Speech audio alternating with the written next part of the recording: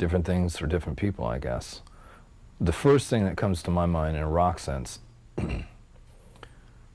would be the definition of a dangerous band. And a dangerous band, to me, is sweaty and stinky. And if it's not sweaty and smelly and stinky, then it's not really rock and roll, but a band that goes against the grain. Blackie Lawless is definitely one of those guys who goes against the grain, because while considered a gentleman off stage, when he's on stage, he's nothing but pure manimal.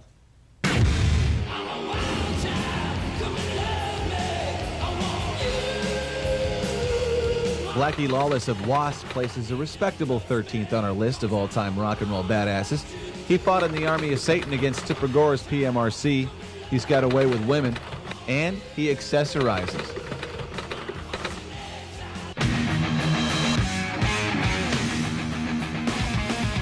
Blackie's not the button-fly type. He prefers the custom fit of a 12-inch saw blade between his legs.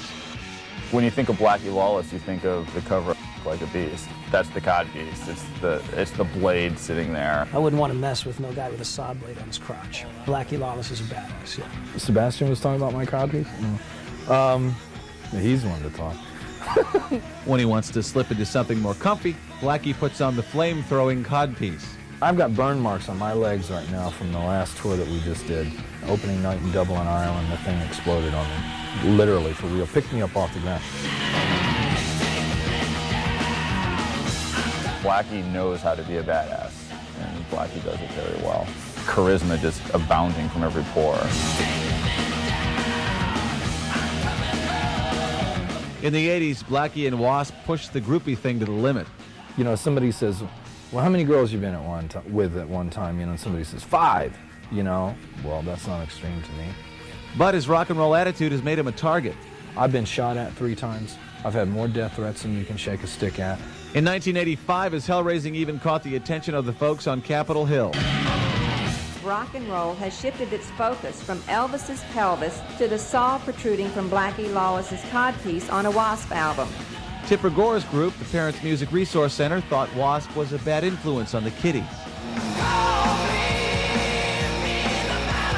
The story goes that Tipper Gore is walking down the hallway of her house.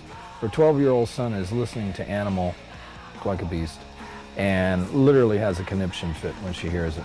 So here they come, full throttle, gonna rid the world of the evil that is us. He went up against Tipper Gore. I mean, he defended the faith for badasses. Not even Tipper could tame Blackie. Today, he's still living the American dream. There's probably 3 things in the world that everybody wants to be. That's the President of the United States, the heavyweight champ of the world, and a rock and roll star. And even the first 2 of those 3 are fantasize about being the last one, I can tell you that right now.